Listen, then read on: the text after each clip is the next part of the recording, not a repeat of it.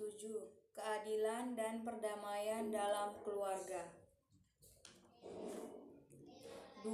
Meneladani Tuhan Yesus. Orang Kristen adalah pembawa damai dan sahabat bagi dunia, memiliki sikap kehidupan sebagai orang Kristen yang identik dengan kasih dan damai. Tentu seharusnya demikian kehidupan kita sebagai orang Kristen.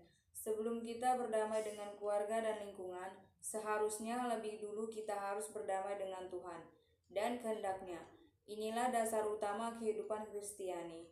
Usahakan dan upayakanlah pola hidup kamu adil dan damai dengan meneladani keadilan dan perdamaian Tuhan. Bagaimana caranya? Dengan cara membuat pola hidup berkomunikasi dengan Tuhan setiap hari melalui pembacaan firman dan doa.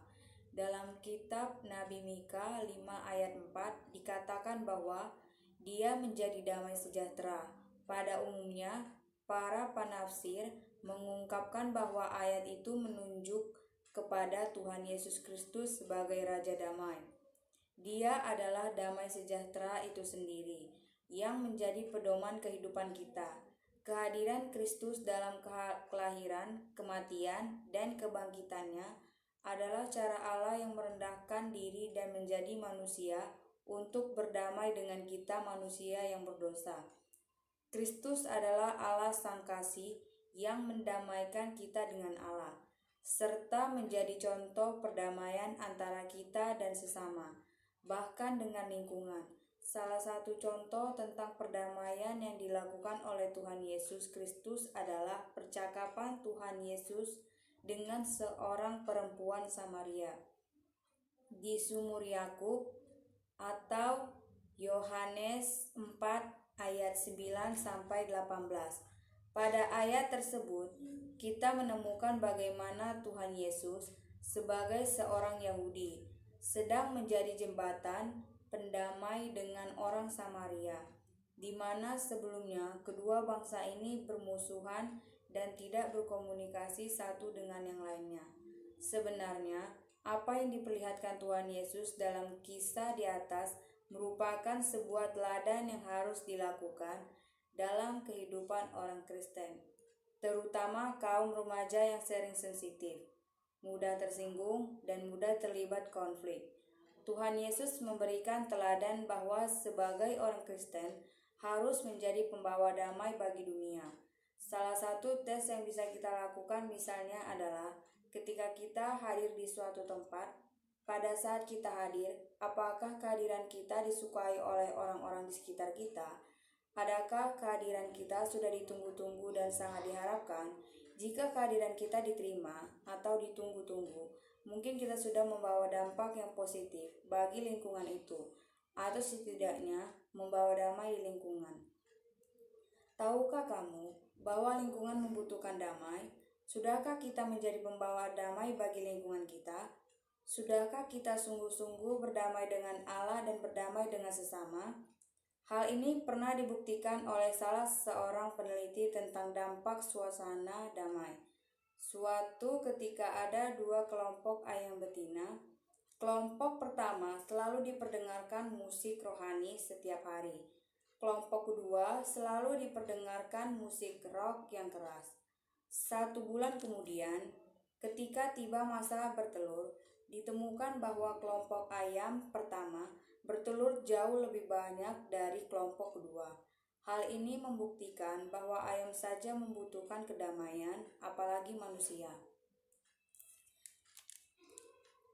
3. Perdamaian dalam keluarga. Kata perdamaian berasal dari kata damai yang bisa berubah konsepsi sesuai waktu dan budaya.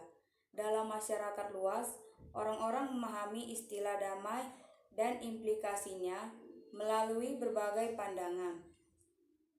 Banyak orang memahami perdamaian secara sederhana sebagai suatu situasi atau keadaan di mana tidak ada konflik atau tidak ada perang. Namun, kenyataannya tidak sesederhana itu. Konsep damai ini sebenarnya memiliki dua pemahaman, yaitu negatif dan positif. Pemahaman damai yang negatif sebuah suatu Situasi atau keadaan bisa disebut sebagai situasi atau keadaan damai atau tidak, dengan cara melihat ada atau tidaknya hal yang biasanya mengancam dan menghancurkan perdamaian, yaitu ketidakadilan dan konflik, atau dalam skala yang lebih luas adalah perang. Sedangkan pemahaman damai yang positif, kita bisa menilainya lewat situasi atau keadaan, tidak sekedar hanya dengan melihat ada perang atau konflik, terbuka atau tidak, melainkan dengan melihat adakah hal-hal yang mendukung terciptanya perdamaian atau tidak. Dalam pemahaman semacam ini, yang kita cermati adalah apakah orang-orang adalah keluarga tersebut sudah berusaha menghapuskan berbagai bentuk kekerasan dan ketidakadilan, baik individual maupun dalam struktural keluarga. Dengan demikian juga sebaliknya, apakah orang-orang tersebut sudah menciptakan hal-hal yang bisa menjamin kelanggengan perdamaian dan keadilan terhadap masing-masing anggota keluarga, antara bapak dan ibu, serta antara orang tua dan anak-anak di dalam satu rumah. 4. Masalah yang dihadapi kaum muda. Philip Tangdilintin atau dalam Sugio tahun 2001 mengungkapkan ada 4 masalah pokok yang dihadapi kaum muda pada umumnya, yaitu masalah dalam keluarga, masyarakat, gereja, dan diri kaum muda sendiri. Mengidentifikasi masalah merupakan langkah yang bijak untuk dapat mengatasi dan menanggulanginya. Yang perlu diketahui dan dilakukan bahwa setiap masalah kaum muda merupakan tanggung jawab kaum muda itu sendiri untuk mengatasinya. Orang lain hanya dapat memberikan bantuan atau pendampingan. Dengan kata lain, kaum muda harus melatih atau mendidik diri sendiri untuk mengatasi masalah secara mandiri. Jika memang tidak mampu, barulah minta tolong kepada orang lain, khususnya pada orang tua. Dalam hubungan dengan keluarga ada kesenjangan atau jarak antara nilai dan norma yang berakibat membawa pada konflik antara kaum muda dan orang tua. Kurangnya perhatian dan pengertian dari orang tua, menurunnya wibawa orang tua karena pengaruh teknologi komunikasi, posisi anak dalam keluarga, atau bungsu sulung. Semua itu dapat membawa akibat bahwa kaum muda kurang merasa damai, aman, dan terlindungi. Lalu mereka tidak nyaman tinggal di rumah dan sering berada di luar rumah, serta kehilangan kesempatan dan tantangan untuk berkembang secara utuh. Kaum muda sering terjalin dalam lingkungan sosial tanpa mereka sadari, yang sering menguasai dan memanipulasi hidup mereka. Akibatnya terjadilah sikap apatis, frustasi, dan tidak aman. Terlebih saat remaja berada dalam masa transisi menuju kepada kedewasaan hidup.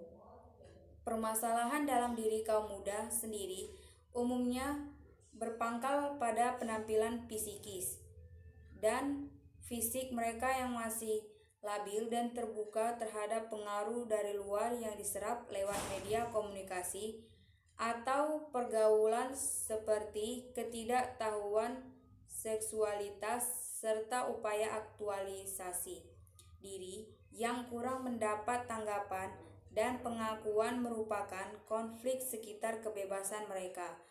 Ada banyak hal dapat menjadi penyebab bagi terhambatnya perkembangan seseorang remaja.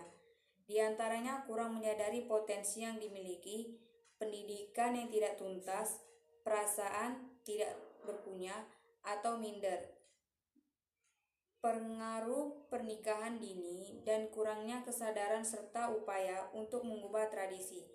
Banyak pula yang mengalami masalah lingkungan, misalnya kesulitan sekitar perumahan, lingkungan belajar, dan pergaulan bagi mereka yang datang dari desa ke kota besar. Semuanya itu mengakibatkan kaum muda menjadi gelisah, bingung, tidak pasti, dan masa depan suram. Atau Sugio tahun 2001.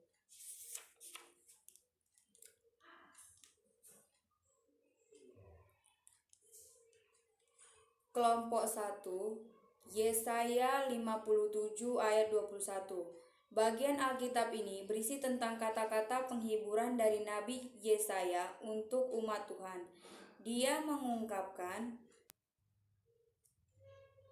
bahwa tidak akan ada damai apabila umat Tuhan tetap melakukan ketidakadilan atau kefasikan. Tiada damai bagi orang-orang fasik itu. Jelas dari ayat ini bahwa realitas damai sejahtera bukanlah hal yang tanpa syarat. Keadilan rupanya merupakan langkah awal untuk memasuki suasana damai sejahtera. Dengan demikian, pemecahan masalah kefasikan atau ketidakadilan perlu dipecahkan lebih dahulu sebelum damai sejahtera itu dapat dialami. Ketidakadilan memang pada hakikatnya sangat mengganggu, meresahkan dan mengelisahkan. Hal ini dialami oleh Nabi Yesaya di tengah-tengah bangsa yang dikasihinya. Oleh karena itu, Nabi Yesaya menyerukan dan mengusahakan agar masalah ketidakadilan lebih dulu digarap dan diatasi, sehingga damai sejahtera itu pada akhirnya menjadi realita komunitas.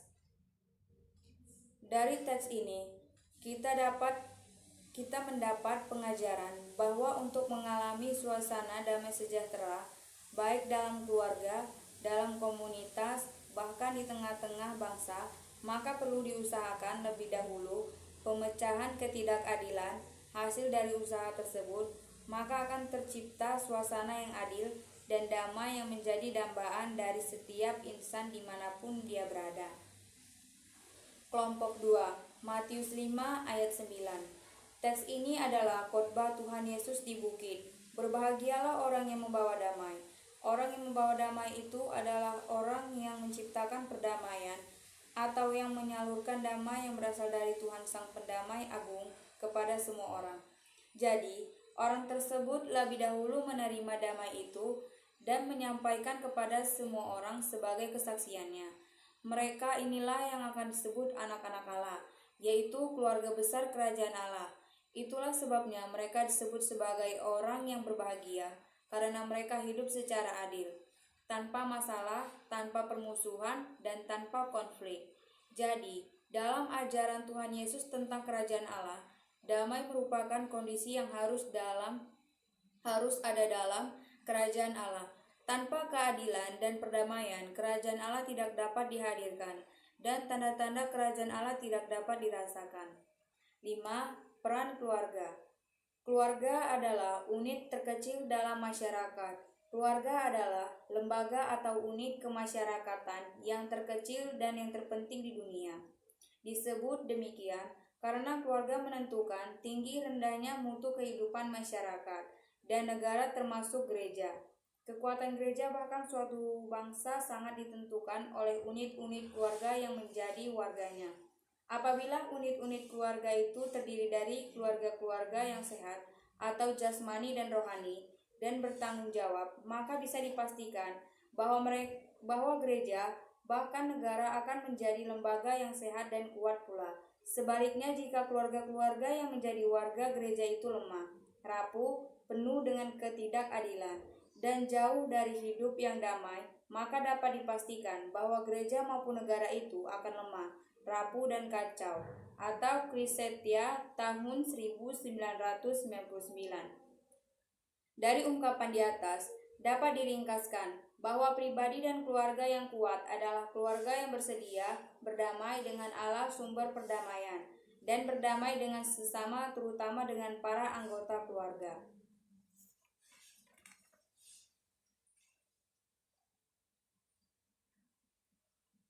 C. Penutup, rangkuman. Remaja membutuhkan dan perlu belajar tentang keadilan dan perdamaian. Hal tersebut perlu menjadi bagian dari kehidupan Kristen yang meneladani kehidupan Tuhan Yesus Kristus. Fenomena perdamaian seringkali berkaitan erat dengan keadilan. Keadaan yang tidak adil dapat menimbulkan konflik antar individu dalam keluarga dan komunitas. Pribadi Kristen dipanggil oleh Tuhan untuk membawa keadilan dan perdamaian dimanapun dia berada. Dalam keluarga Kristen, realita keadilan dan perdamaian sangat erat kaitannya, bahkan bisa menjadi fenomena kausalitas atau fenomena sebab akibat. Realita keadilan dan perdamaian sangat dibutuhkan dalam lingkup keluarga, bahkan juga dalam lingkup komunitas dan negara. Keluarga Kristen perlu meneladani sikap Tuhan Yesus Kristus dalam Sang Raja Adil, Sang Raja Damai. yang telah memberikan dirinya bagi kita. Kaum muda perlu berperan dalam keluarganya secara aktif untuk mengupayakan adanya keadilan, sehingga tercipta suasana damai dalam keluarga. Pada gilirannya, remaja Kristen perlu menjadi berkat bagi lingkungannya karena keadilan dan perdamaian yang dihadirkannya.